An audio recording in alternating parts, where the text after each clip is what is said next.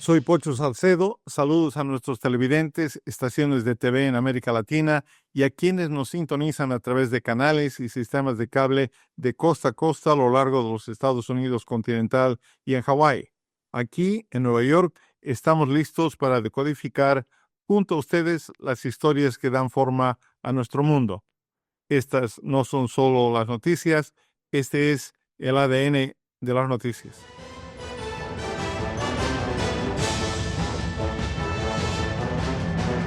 Esta noche conversamos con Sean Kinney, director ejecutivo y fundador de la iniciativa de bonos climáticos, la fuerza global que moviliza más de $5 billones en bonos climáticos para descarbonizar nuestro planeta.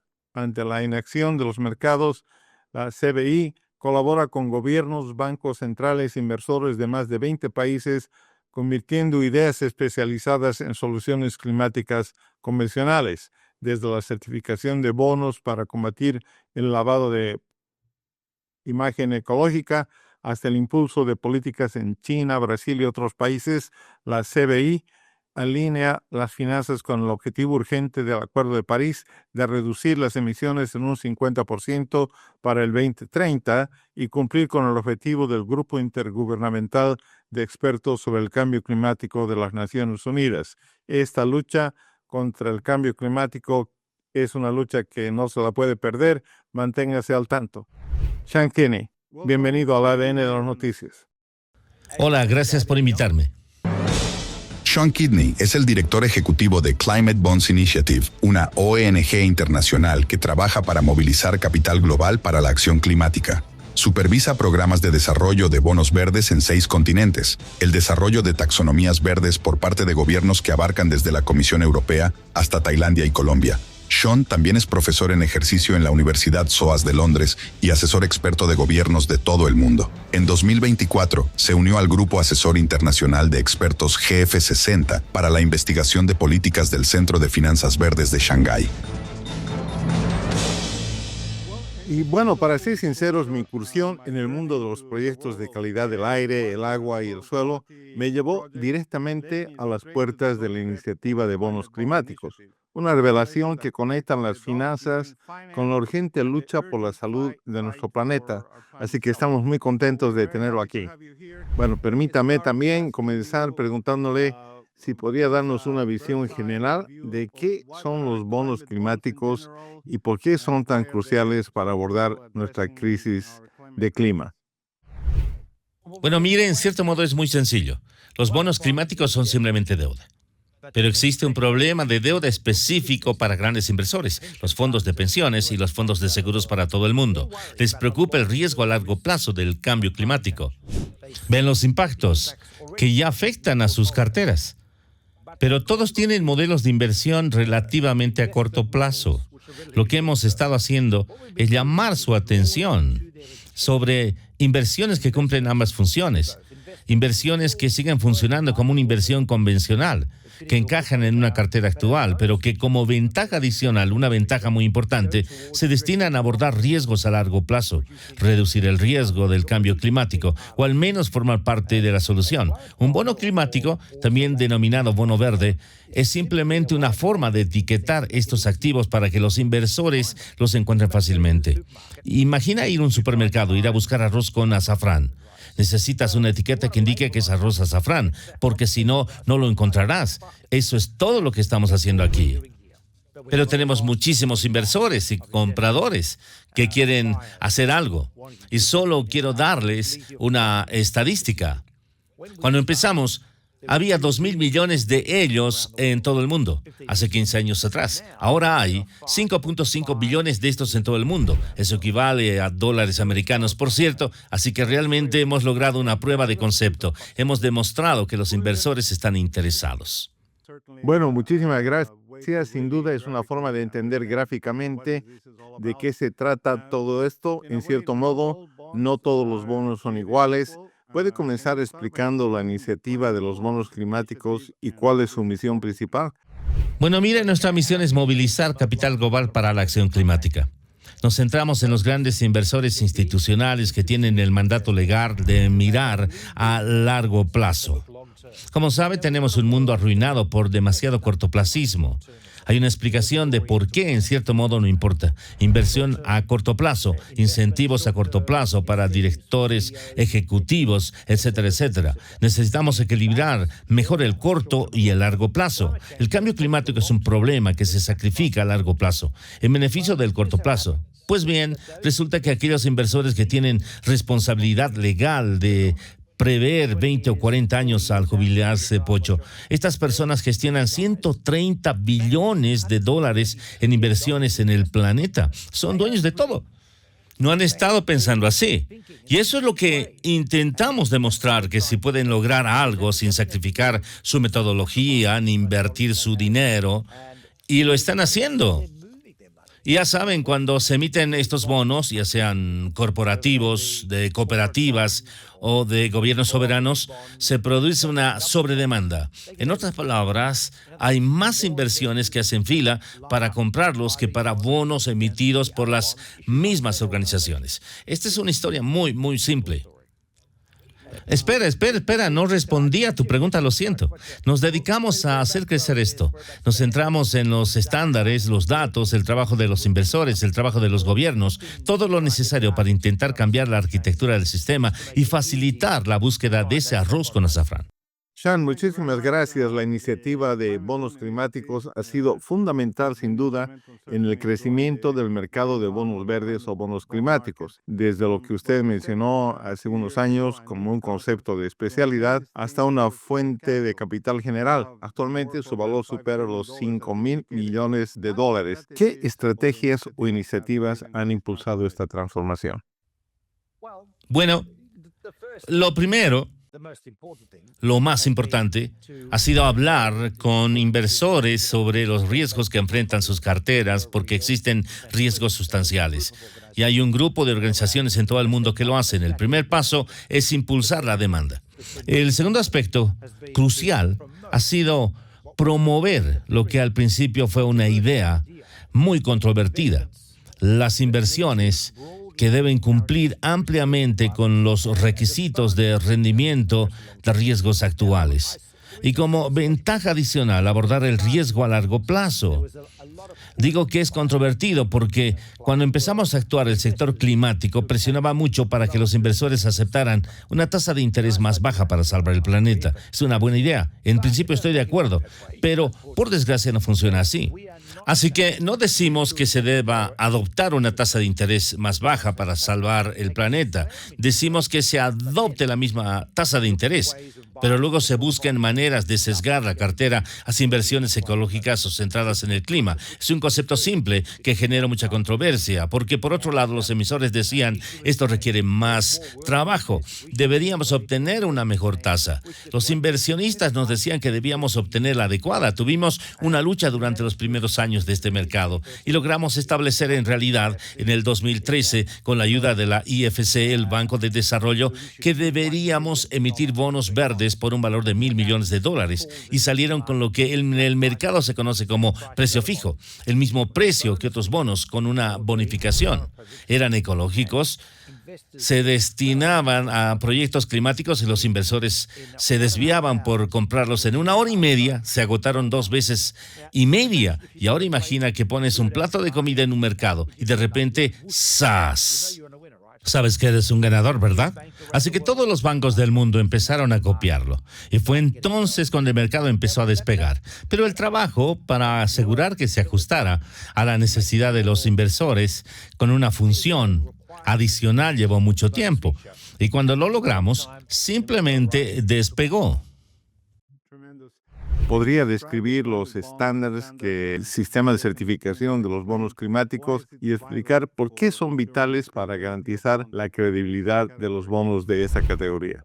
Mira, muy buena la pregunta. Y es otra de nuestras grandes funciones, la orientación. Así que al trabajar de cerca con los inversores, hemos conseguido que digan, bueno, no lo entendemos bien. Bueno, tenemos paneles solares, ¿vale? Pero en el transporte, ¿qué hacemos realmente?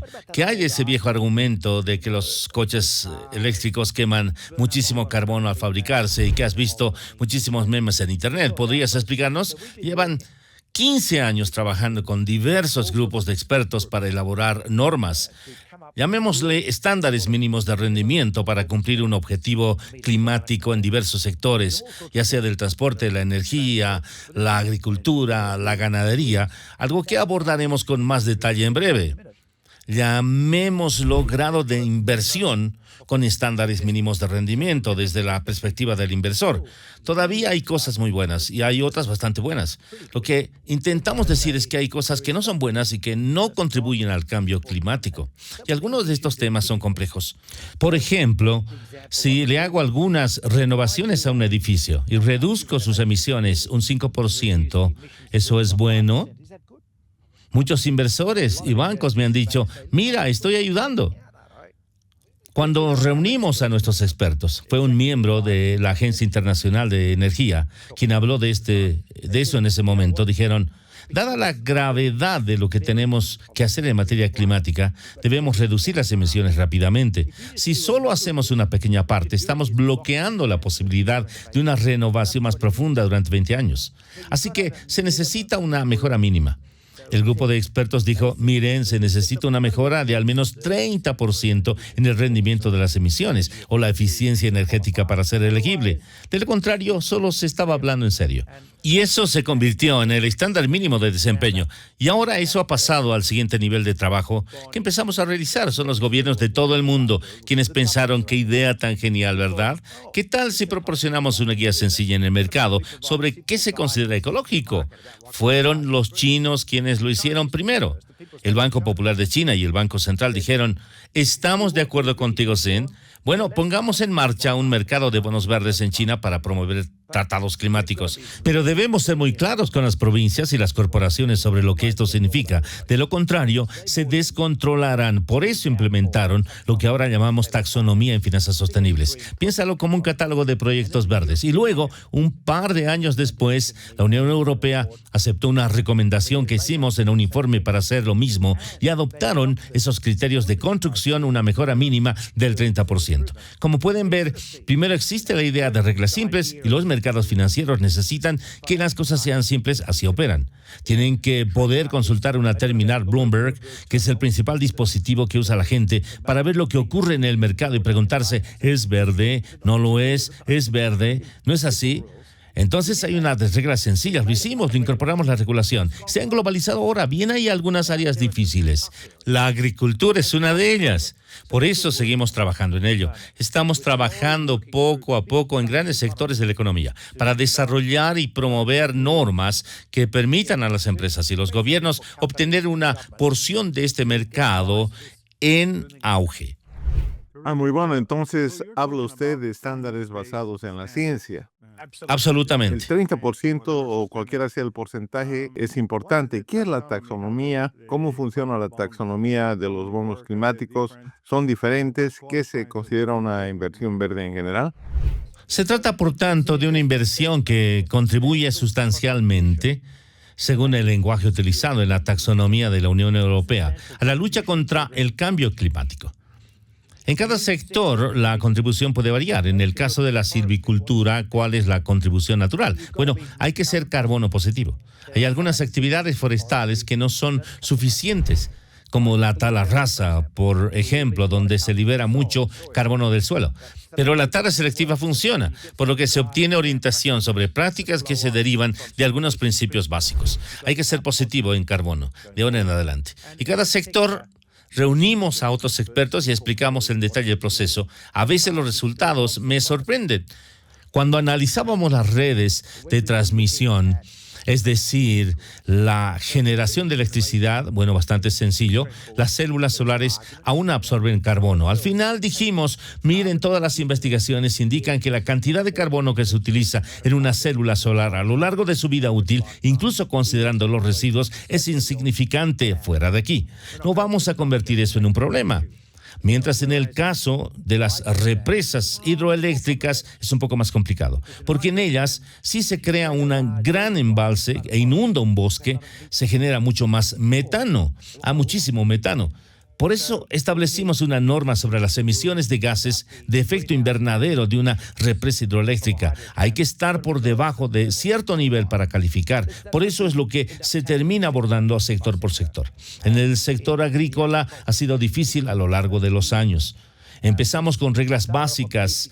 Hay que ser positivo en carbono. Ahora estamos analizando directrices mucho más detalladas en diferentes sectores. Por ejemplo, hemos publicado criterios para evitar la deforestación en las cadenas de suministro de Nestlé y Unilever. Hemos publicado criterios para cultivos y ganado. Estamos publicando criterios para proteínas alternativas porque creemos que una de las cosas importantes para abordar la alta huella de gases de efecto invernadero de la producción de carne es la transición de formas urbanas de producción de carne o la producción de carne alternativa. Eso ya está sucediendo con las hamburguesas vegetarianas en Estados Unidos y cosas así, pero será un gran éxito en el futuro y así. Orientación sobre lo que realmente está marcando la diferencia. Muchas gracias. Haremos una pequeña pausa. Volvemos enseguida.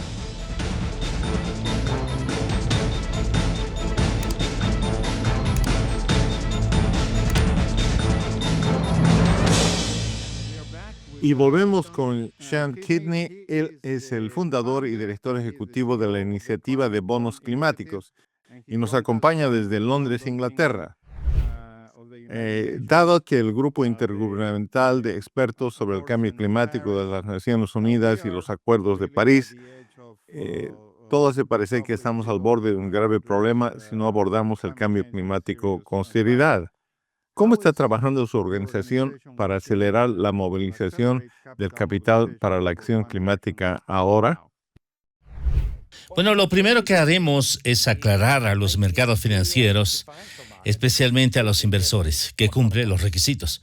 Así que veamos las directrices sobre qué es verde y no se trata de solamente energía limpia. Claramente son inversiones de transición. Tenemos que transformar la industria del acero, tenemos que transformar la industria del aluminio.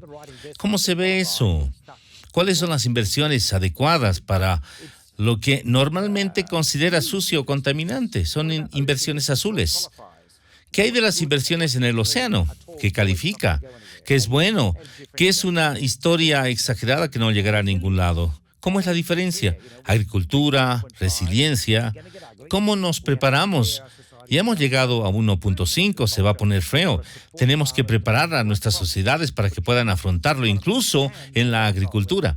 Debemos apoyar a los agricultores para que planteen los cultivos adecuados ante las economías cambiantes, un clima más volátil. ¿Cómo se concreta esto? ¿Cuáles son las directrices? Es una parte importante de nuestro trabajo. Colaboramos con gobiernos. Por ejemplo, apoyamos al gobierno brasileño en el desarrollo de su taxonomía nacional. Llevamos muchos años trabajando en el Ministerio de Agricultura. Hemos apoyado firmemente el trabajo con base científica en este ámbito. ¿Qué medidas políticas impulsarán que esto que consideramos ecológico? ¿Qué aspecto tiene? Todo con objetivo de movilizar la capital. Ya sabes, a veces es simplemente como obtener la descripción de lo que cumple con los requisitos y se lo presentamos a los inversores. Esto puede funcionar en muchos lugares, pero a menudo, especialmente en algunos mercados emergentes, existen complicaciones en mercados financieros internacionales. Se necesita apoyo crediticio. Por eso trabajamos con bancos de desarrollo para determinar cómo pueden apoyar este grupo de inversiones que cumplen estos requisitos. Por ejemplo, colaboramos frecuentemente con el Banco de Desarrollo de Estados Unidos, la Corporación Financiera, la CFI, el Banco Asiático del Desarrollo, etc. Así que hacemos muchas cosas, pero la esencia de nuestro trabajo es apoyar a los inversores, a los grandes inversores. En realidad, no trabajamos con pequeños inversores, ni con inversores del Wall Street. Es un mundo diferente. Apoyamos la colaboración con inversiones a largo plazo que miran a 20, 40 y en algunos casos 100 años, a quienes les importa la sociedad, la economía y el medio ambiente sean sostenibles, porque creen que tendrán más posibilidades de pagar las pensiones a largo plazo si avanzamos hacia un mundo mejor. Así que tuvimos una conversación muy interesante con ellos. Eso es lo que hacemos. Muchísimas gracias. Cuéntanos un poco sobre su manifiesto 5x5 que describe 5 pasos para alcanzar $5 billones y cuál será el impacto de lograr dichos objetivos. Bueno, cada año publicamos una guía para el mercado sobre lo que debemos hacer para mejorar en este ámbito. Hemos publicado información sobre lo que va a suceder, lo que deben hacer los gobiernos. Hemos publicado información sobre lo que deben hacer las empresas y los bancos, porque sobre todo los bancos necesitan apoyar a sus clientes en la transición hacia un mundo futuro en el que todos necesitamos vivir, pero también uno en el que puedan obtener ganancias, ya que necesitamos que sean rentables para pagar nuestras pensiones. En la historia general, el informe 5x5 que mencionaste y que publicamos en enero se centra en 5 aspectos, se refiere a la planificación de la transición. Ahora esto está en todas partes. Ahora necesitamos planificar porque están sucediendo 3 cosas. Primero, tenemos reducciones de emisiones, algo que debemos hacer y que los gobiernos están empezando a implementar. Ahora mismo en Washington, D.C., todo se ha vuelto un poco loco. Pero ¿saben qué? En Brasil, China, India, Europa y Sudáfrica, todo sigue en marcha, está en marcha. El mundo está cambiando, así que todos debemos prepararnos para este mundo cambiante y pensar en cómo podemos generar ingresos. En segundo lugar, tenemos el impacto del cambio climático. Se ha alcanzado un calentamiento de 1.5 grados, tendremos condiciones meteorológicas mucho más severas, sequías, inundaciones y situaciones descabelladas. Prepárense. ¿Cómo veo eso? Bueno, esa es una parte del trabajo. Y la tercera área es que es muy importante destacar que en estos cambios las empresas o gobiernos que pueden anticiparse tendrán oportunidades de ventaja competitiva. A veces eso simplemente será una oportunidad para reducir riesgo. Si se prepara para los impactos climáticos y reduce el riesgo, representa un mejor riesgo crediticio para los inversores. Les darán más dinero en el futuro porque les preocupa quién se verá afectado negativamente. Pero también surgen oportunidades. Consideren los recursos críticos. Tenemos un auge en el litio, tenemos el quíntuple de la cantidad de cobre disponible en el planeta, tenemos un auge en el níquel. Para muchos países, estos son realmente importantes. Hagámoslo bien y apoyémoslo como parte de ello. Así pues, la planificación de la transición en el contexto de estos 3 aspectos. Eso es 1. 2. Necesitamos que los gobiernos traduzcan esto en ambición nacional. No logramos esos cambios mediante empresas o agricultores individuales. Tenemos que trabajar juntos. Y mucho de esto estará respaldado por políticas, impulsando por políticas. Tenemos que eliminar los obstáculos, ya que existen muchos lugares donde se pueden hacer cambios. Tenemos que apoyar. En Latinoamérica necesitamos que las empresas cambien. En México, por ejemplo. Bueno, dejando de lado los aranceles desorbitados que se están aplicando, sabemos que el mundo se está electrificando. ¿Qué implicaciones tendrá para los fabricantes de autopartes en México? La industria de fondos de pensiones, nuestros extranjeros, etcétera, en México, llevan 8 años pensando en esto. Han estado presionando a sus empresas para que desarrollen planes de transición. Sí, eso es lo que necesitamos en todas partes, pero también afecta a los agricultores, ya sabes. El cultivo de maíz en México está cambiando. Entonces, ¿cómo se preparan las empresas agrícolas para estos cambios y se aseguran a prosperar? ¿Tienen que trasladar la producción a otro lugar? ¿Cambiar el tipo de maíz que usan? Todo ese tipo de cosas. Así que los gobiernos nacionales tienen que involucrarse en esto. En tercer lugar, orientación, taxonomías y definiciones. Esa es la verdadera vanguardia para facilitar que todos sepan qué hacer. Así que es un trabajo que debe realizarse. El cuarto, integrado en todo esto, es la adaptación y la resiliencia. Quiero recalcar que el mundo está cambiando. El año pasado nevó en el sur de Brasil. El verano pasado en India tuvimos un calor increíble. Estuve allí a un par de semanas, hacía 38 grados Celsius, cuando se suponía que no debería superar los 25 grados Celsius. La cosa pinta mal. Así que todos deben prepararse ya, rápido. Y por cierto, no se trata de solo inundaciones y lluvias. Son los impactos secundarios de eso. Porque si hay fenómenos meteorológicos severos, hay impactos sociales.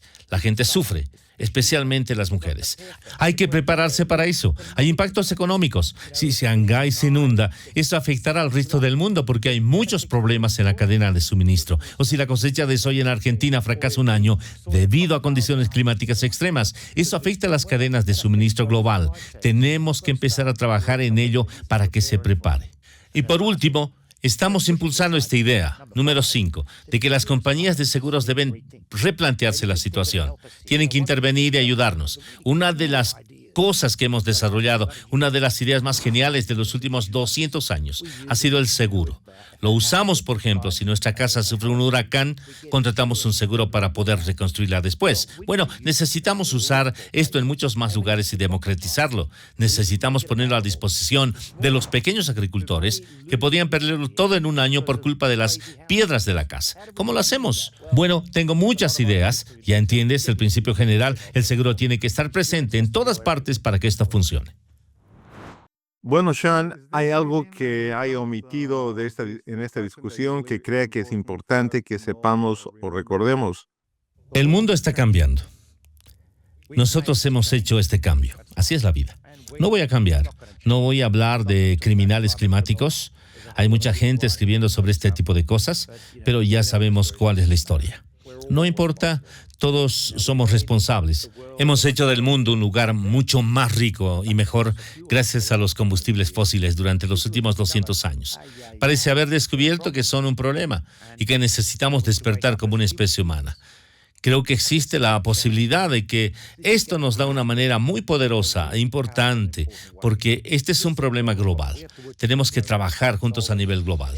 No podemos resolverlo en Ecuador ni en Indonesia. Tenemos que trabajar juntos. Está siendo un desafío trabajar juntos, debo decir, pero hay una especie de encrucijada. O descubrimos cómo trabajar juntos, o superar esto, o no.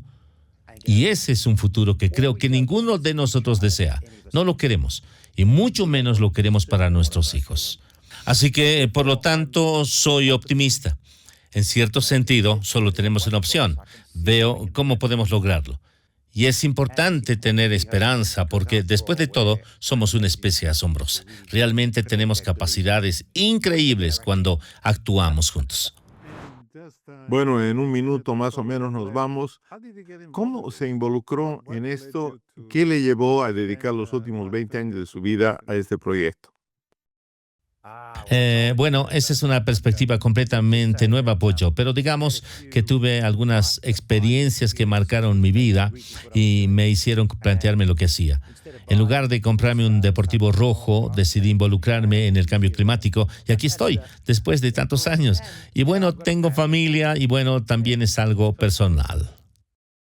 Muchas gracias, ha sido un honor y un placer tenerlo acá y espero que regrese y nos cuente más sobre esta increíble aventura. Gracias. Muchas gracias por el tiempo de hoy. Gracias por acompañarnos en esta caminata para entender lo que está en la esencia de las noticias. Manténgase curioso, manténgase informado. Nos vemos en nuestra próxima edición. Gracias.